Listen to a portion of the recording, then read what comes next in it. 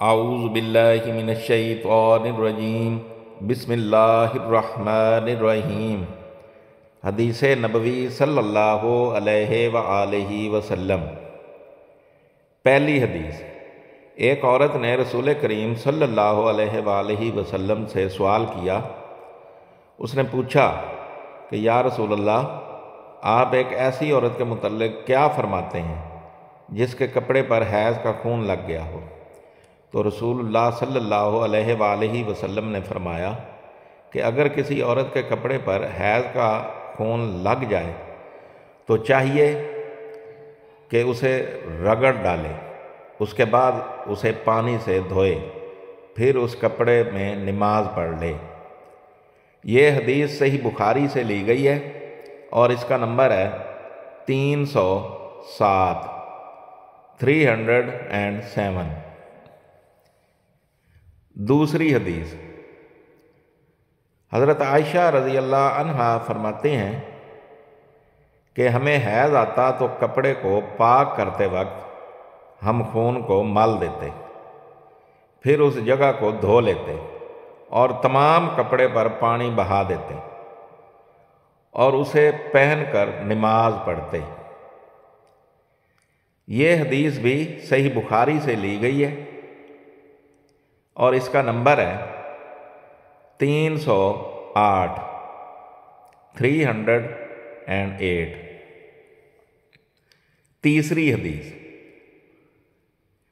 نبی صلی اللہ علیہ وآلہ وسلم کے ساتھ آپ کی بعض ازواج نے اعتکاف کیا، حالانکہ وہ مستحاضہ تھیں اور انہیں خون آتا تھا، اس لیے خون کی وجہ سے تشت اکثر اپنے نیچے رکھ لیتی۔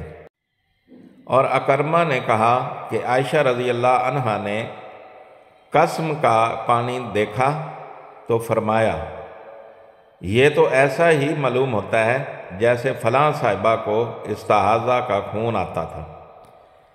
یہ حدیث بھی صحیح بخاری سے لی گئی ہے اور اس کا نمبر ہے 309۔ چوتھی حدیث، رسول اللہ صلی اللہ علیہ وآلہ وسلم کے ساتھ آپ کی ازواج میں سے ایک نے اعتکاف کیا۔ وہ خون اور زردی نکلتے دیکھتی، تشت ان کے نیچے ہوتا اور نماز ادا کرتی تھیں۔ یہ حدیث بھی صحیح بخاری سے لی گئی ہے اور اس کا نمبر ہے 310 310۔ پانچویں حدیث، حضرت عائشہ رضی اللہ عنہا فرماتی ہیں کہ بعض امہات المومنین نے اعتکاف کیا حالانکہ وہ مستحاضہ تھیں۔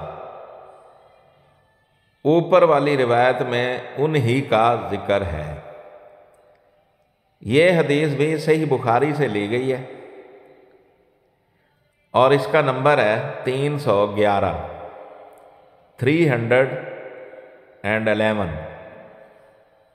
چھٹی حدیث، حضرت عائشہ رضی اللہ عنہا نے فرمایا کہ ہمارے پاس صرف ایک کپڑا ہوتا تھا جسے ہم حیض کے وقت پہنتے تھے۔ جب اس میں خون لگ جاتا تو اس پر تھوک ڈال لیتے اور پھر اسے ناخنوں سے مسل دیتے۔ یہ حدیث بھی صحیح بخاری سے لی گئی ہے اور اس کا نمبر ہے 312 312۔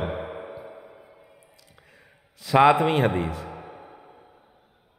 ہم سے عبداللہ بن عبد الوہاب نے بیان کیا، انہوں نے کہا ہم سے حماد بن زید نے، ایوب سختیانی سے، انہوں نے حفصہ سے، وہ ام عطیہ سے، آپ نے فرمایا کہ ہمیں کسی میت پر 3 دن سے زیادہ سوگ کرنے سے منع کیا جاتا تھا، لیکن شوہر کی موت پر 4 مہینے 10 دن کے سوگ کا حکم تھا۔